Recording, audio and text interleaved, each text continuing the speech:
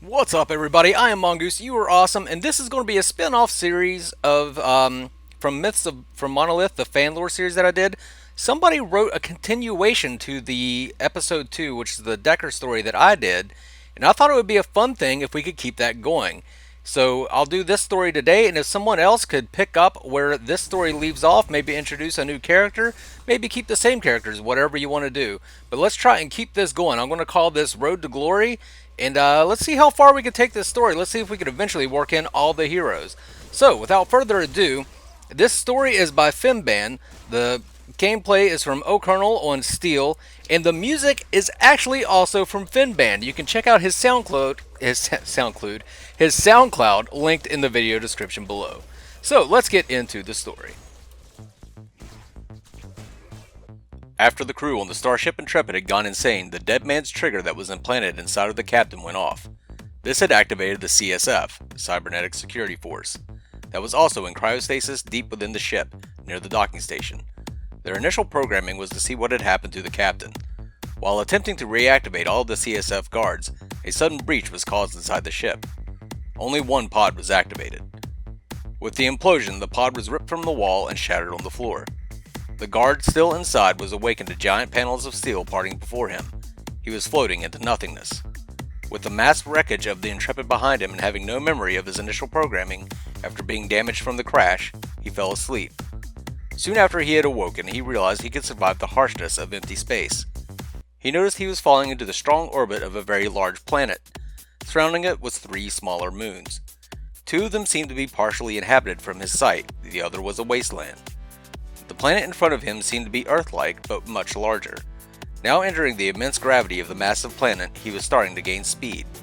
Faster and faster, he was starting to burn up. He opened his arm, revealing a shield made of carbonized steel. He shielded himself from the heat and pressure. He fell to the planet's surface. After landing, he had suffered many injuries. He arose and found himself in a dense forest. It was after nightfall, and luckily with his armor, he could survive the dreadful cold of the night. The next morning, he was searching for any survivors of the wreckage. Making his way through the forest, he came to a clearing.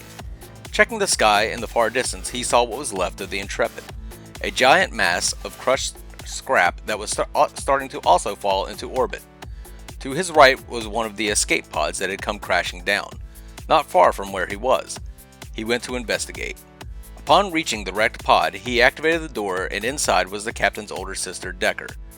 While waiting for Decker to awaken, he scouted the area, making sure it was clear of danger.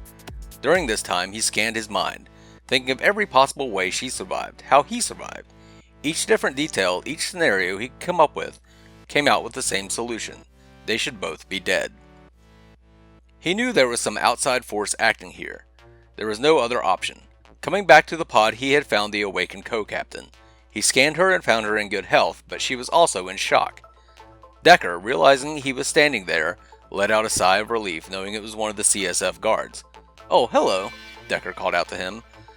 Have you seen anything that looks like... Well, never mind. How did you get down here? The entire ship was destroyed." After not getting an answer, she shrugged it off, thinking it wasn't really much to worry about. "Guard, what is your name?" After mostly fixing what was broken of him the night before, and earlier this morning, he had fixed his vocal processors. Thinking about it, he realized he didn't remember his name. He didn't remember anything since he was placed on the ship. He said with a loud, deep voice, "My name is Steel." It was the only thing he could think of. "Steel, that's a fitting name." "Steel," Decker replied.